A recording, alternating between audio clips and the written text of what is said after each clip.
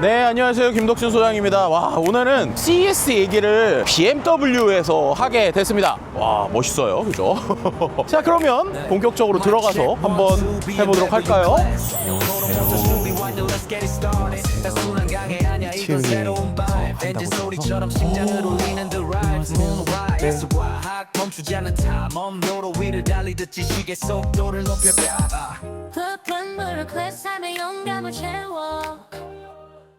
안녕하세요. 복잡하고 어려운 IT 기술을 쉽고 재미있게 전달드리는 김덕진 소장입니다. 매해 초가 되면 항상 언론들이 시끌시끌한 이슈가 생깁니다. 삼성이 어땠느니, LG가 어땠느니, 맞습니다. 바로 CES 이야기입니다. CES 많이 들어보셨죠? 그런데 이게 정확하게 뭔지 아시는 분들은 좀 의외로 많지는 않은 것 같습니다. 원래 CES는 컨슈머 일렉트로닉 쇼의 약자입니다. 소비자 가전 쇼의 약자였는데요. 지금은 단순한 가전 쇼를 넘어서긴 했습니다. 매년 1월 라스베가스에서 열리는 세계 최대의 기술 전시회라고 말할 수 있을 것 같습니다. 2026년에도 1월 6일부터 9일까지 진행이 됐고요. 올해로 벌써 59년째니까 와, 저보다도 훨씬 더 나이가 많이 든 행사라고 볼 수 있을 것 같습니다. 1967년에 뉴욕에서 처음 시작했을 때는 전시업체가 고작 200개 정도였는데요. 그런데 올해 CES 2016은 무려 4,100개 이상의 기업이 참가했습니다. 그것도 엄청난 넓이, 우리나라로 치면 약 한 24만 제곱미터. 상상이 안 되시죠? 그냥 이렇게 말씀드리면 될 것 같습니다. 쇼를 4일 내내 죽어라 다녀도 다 못 볼 정도입니다. 그래서 꼭 편한 신발이 필수다, 이렇게도 말씀드릴 수 있을 것 같네요. 오늘은 제가 보고 듣고 느꼈던 CES 이야기들 여러분께 들려드리려고 하는데요. 올해 CES 2016의 슬로건이 뭔지 아시나요? Innovators Show Up입니다.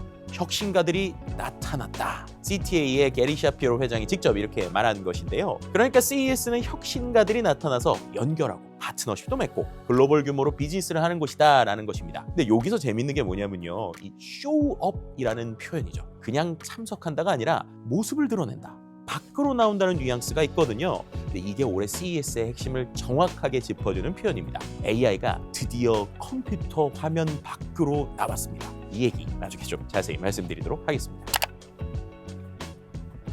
매년 CES가 시작되기 전에 CTA, 미국 소비자기술협회에서 테크 트렌드 워치라는 발표를 합니다. 올해도 3가지 정도의 메가 트렌드가 제시됐습니다. 첫 번째는 인텔리전트 트랜스포메이션, 지능형 전환입니다. 지난 한 10여 년 이상 우리가 디지털 전환이라는 키워드를 얘기했잖아요. 클라우드를 도입하고 연결성을 높이고 디지털화하고. 그런데 이제는 그 다음 단계로 넘어간다라는 것입니다. AI가 시스템 위에 얹혀지는 것이 아니라 그냥 시스템 자체에 내장이 되는 것이죠. 디렉터들의 표현을 좀 빌리면 AI가 도구에서 적극적인 협력자로 바뀐다라는 것입니다. 스마트폰이나 PC나 TV나 웨어러블, 자동차까지 거의 모든 기기가 시간이 지나면서 사용자에게 적응하는 지능형 플랫폼으로 변하고 있습니다. 두 번째 트렌드는 longevity라는 키워드, 우리나라 표현으로 하면 무병장수라는 키워드죠. 단순히 오래 산다가 아닙니다. 더 길고 건강하고 더 독립적인 삶을 기술이 어떻게 지원하냐라는 겁니다. 우리나라로 비유하면 저속노화에 좀 가까운 것 같아요. 예방적이고 개인화된 케어로 패러다임이 바뀌는 겁니다. 예를 들면 위딩스라는 회사는 바디스캔2라는 것을 발표했는데요. 세계 최초의 과학 기반 장수 스테이션, 이렇게 얘기를 하고 있습니다. 60개 이상의 마커를 추적해서 고혈압 위험이나 심장 펌핑 효율, 대사 건강까지 측정하는 것이죠. 병원에 가지 않아도 집에서 건강을 관리하는 시대를 생각하고 있는 것입니다. 세 번째 키워드는 엔지니어링 투모로우, 미래를 위한 엔지니어링이라는 키워드입니다. 전기와 스마트 그리드, 에너지 관리 이런 것처럼 AI가 해줘야 되는 일들, 그리고 거기에서의 에너지 사용량이 늘어나니까 전력 수요가 폭발적으로 증가하고 있잖아요. 그래서 이 부분에 있어서 수소라든지 차세대 원자력, 심지어 핵융합까지 탐색을 하고 있는 상황입니다. 그리고 또 여기서 CTA가 강조한 게 있었거든요. 바로 파트너십입니다. 혼자서는 이런 것들 다 못한다라는 것이죠. 기업이나 산업, 국가 간 협력이 필요하다. 이거는 어떻게 보면 이번 CES를 관통하는 메시지이기도 했던 것 같습니다. 자, 이 3가지 중에 가장 중요한 트렌드, 바로 지능형 전환입니다. 왜 그럴까요? 올해 이 미국 소비자 기술 산업 규모가요 5,650억 달러, 우리 돈으로 약 750조 정도가 되거든요. 놀라운 것은 전년 대비해서 3.7% 성장했다라는 겁니다. 관세 압박이나 경제 불확실성 이런 상황에서 그렇다는 것이죠. 그렇다면 뭐가 이러한 성장을 이끌었을까요? 바로 소프트웨어 서비스, 그리고 프리미엄 혁신 이런 것들입니다. 결국 AI죠. CES 2026 현장에서 제가 느낀 가장 큰 차이점이 뭐냐면 예전에는 기업들이 우리 제품에 AI가 들어가 있습니다 라고 설명을 해야 됐거든요. 근데 올해는 그냥 AI는 당연한 거예요. 설명할 필요가 없습니다. 결국에는 AI가 모든 곳에 스며들어가 있다라는 것이 핵심이라는 것이죠. 앞서서 말씀드렸던 이노베이션 쇼업 기억하시죠? 이 표현이 중요한지 이제 말씀드릴 수 있을 것 같습니다. 쇼업, 나타나다, 모습을 드러나다. 영화에서 이 표현은 존재감을 드러낸다, 진짜 모습으로 나온다는 뉘앙스가 있거든요. CES 2026에서 AI가 정말로 쇼업했습니다. 로봇이라는 몸을 입고 말이죠. 엔비디아의 젠슨 CEO가 키노트에서 이렇게 얘기했거든요. 피지컬 AI의 챗 GPT 모먼트가 거의 다 왔다. 무슨 말이냐면요, 챗 GPT가 2022년에 나왔을 때 우리 모두 깜짝 놀랐었잖아요. AI가 이 정도까지 왔어? 하고요. 그런 순간이 이제 로봇에도 곧 온다라는 것입니다. 자, 피지컬 AI가 뭔지 좀 정확하게 짚고 넘어가 볼까요? 실은 젠슨 왕이 작년 CES 2025에서도 AI의 진화를 설명하면서 이 피지컬 AI라는 말을 했었습니다. 세 단계로 설명을 했죠. 첫 번째는 생성형 AI. 이건 우리가 지금 경험하고 있는 것이죠. AI한테 그림을 그려달라고 하거나 텍스트를 만들어달라고 하거나 영상을 만드는 이런 것이 생성형 AI입니다. 두 번째는 에이전틱 AI죠.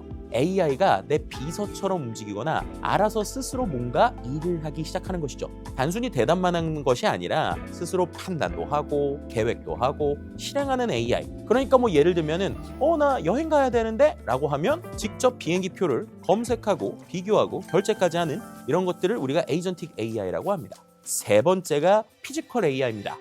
AI가요, 이제 물리적 세계를 이제 이해하고 추론하고 행동한다라는 것입니다. 현실 세계에서 작동하려면 몸이 필요하잖아요. 그래서 로봇이 나오는 것입니다. 엔비디아가 이걸 위해서 뭘 만들었냐면요, 코스모스라는 것을 만들었습니다. 월드 파운데이션 모델이라고 하는 것이 있는 것인데 쉽게 말하면 물리 세계를 시뮬레이션하는 AI 모델입니다. 더 쉽게 설명하면 게임 같은 겁니다. 실제 운전 데이터, 로봇 데이터, 3D 시뮬레이션으로 학습을 해서 현실 세계가 어떻게 작동하는지 이해하는 것이죠.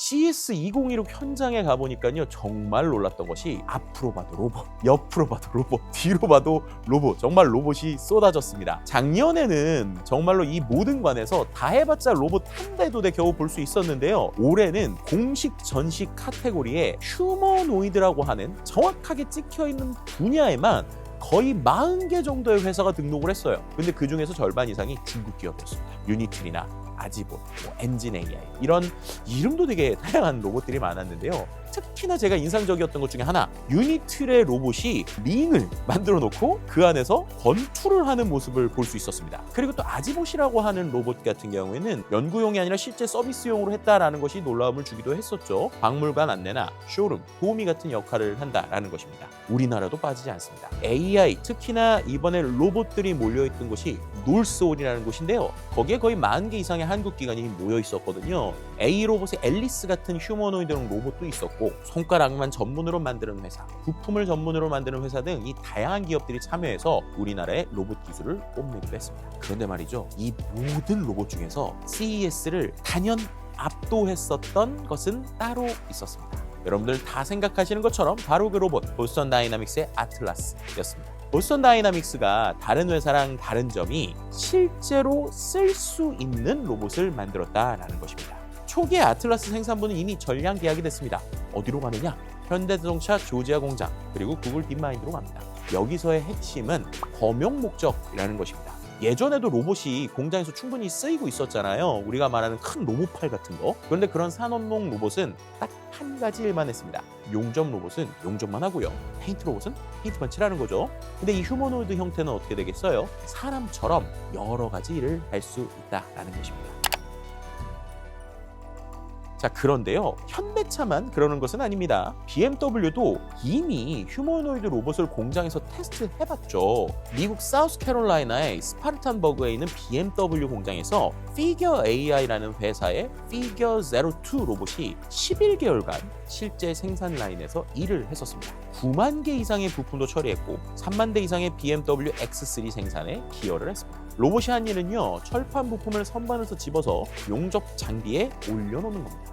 단순해 보이지만 오차도 상당히 적어야 되고 아주 짧은 시간 안에 정확하게 배치를 해야 되거든요. 사람이 하기에는 반복적이고 지루하고 체력 소모가 큰 작업이죠. 피겨 AI는 이 경험을 바탕으로 피겨 03를 개발을 했고요. 2026년부터 배치를 시작한다고 합니다.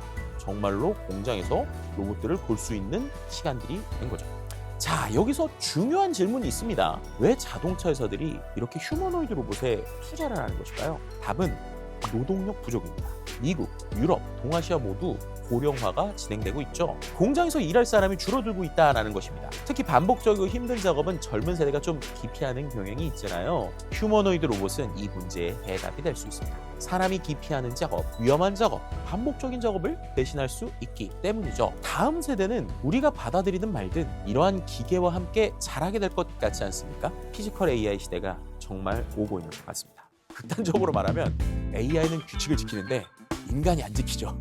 이 둘이 어떻게 공존할 것인가. 자율주행판에 정말로 큰 이벤트가 하나 벌어졌다라는 것은 확실한 것 같습니다.